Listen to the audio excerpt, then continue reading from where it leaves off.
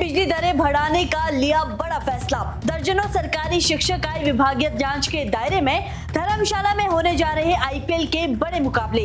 इन सब के अलावा और भी बहुत कुछ रहेगा इस बुलेटिन में। आप देख रहे हैं इनॉक्स न्यूज, तो आइए जानते हैं अब तक की बड़ी खबरें। अब बिना नक्शा पास एनओसी वाले भवनों के मालिकों को घरेलू बिजली महंगी मिलेगी। ऐसे उपभोक्ताओं पर अब 4.17 रुपए की जगह 6.11 रुपए प्रति यूनिट की दर लागू होगी, यानी 1.94 रुपए प्रति यूनिट अधिक बिल देना होगा। ये नियम प्रदेश के सभी शहरी क्षेत्रों में लागू होगा। सरकार ने स्पष्ट किया है कि अब घरेलू उपभोक्ताओं को केवल 2 मीटरों पर ही सब्सिडी मिलेगी, तीसरे मीटर पर कोई रियायत नहीं होगी। हिमाचल प्रदेश हाईकोर्ट ने राज्य प्रशासनिक न्यायाधिकरण के उस पुराने आदेश को रद्द कर दिया है जिसमें सहकारिता विभाग के निरीक्षकों को पंजाब की तर्ज पर उच्च वेतन देने का निर्देश था। खंडपीठ ने कहा कि सरकार कानूनी रूप से ऐसा करने के लिए बाध्य नहीं है और वेतन निर्धारण पूरी तरह कार्यपालिका का अधिकार है। साथ ही हाईकोर्ट ने स्पष्ट किया कि शैक्षणिक योग्यता अधिक होने के आधार पर किसी कर्मचारी को हटाना गलत है।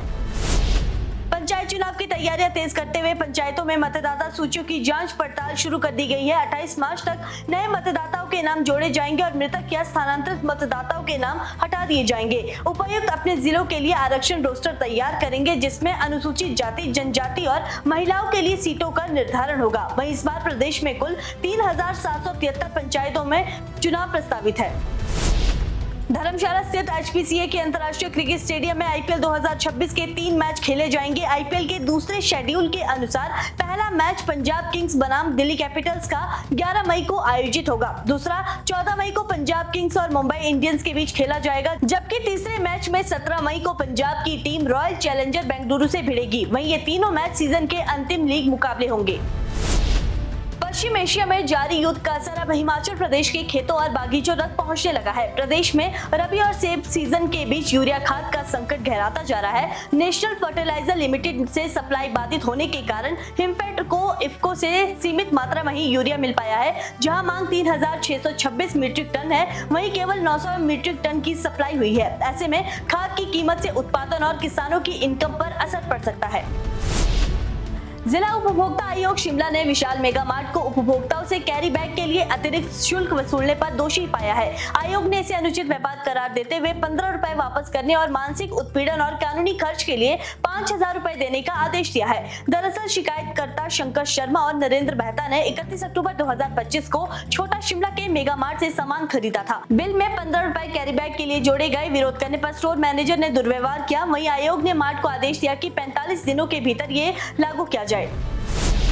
जिला कांगड़ा के धेरा के पास एक दर्दनाक सड़क हादसा हुआ जहां श्रद्धालुओं से भरा एक ट्रक अनियंत्रित होकर पलट गया। जानकारी के अनुसार ट्रक में करीब 40 श्रद्धालु सवार थे। हादसे में 25 श्रद्धालु घायल हो गए, जिनमें से 5 की गंभीर हालत में टांडा मेडिकल कॉलेज रेफर किया गया। ये सभी श्रद्धालु पंजाब के मुक्तसर से ज्वाला जी के दर्शन कर लौट रहे थे। प्राथमिक जाँच में हादसे का कारण मैकेनिकल फॉल्ट माना जा रहा है। वहीं प्रशासन ने लोगों से मालवाहक वाहनों में यात्रा न करने की अपील की है।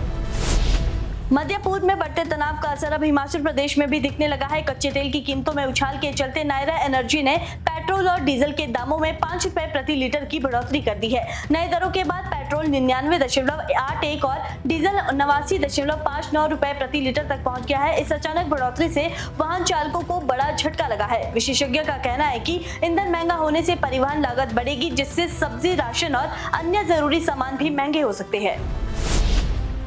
हिमाचल प्रदेश के सरकारी स्कूलों में 72 शिक्षक विभागीय जांच के घेरे में आए हैं। इन सब पर भ्रष्टाचार, छात्राओं से छेड़छाड़ और अन्य गंभीर आरोप लगे हैं। जांच में सबसे ज्यादा 28 प्रधानाचार्य, 15 प्रवक्ता और 19 टीजीटी शामिल है।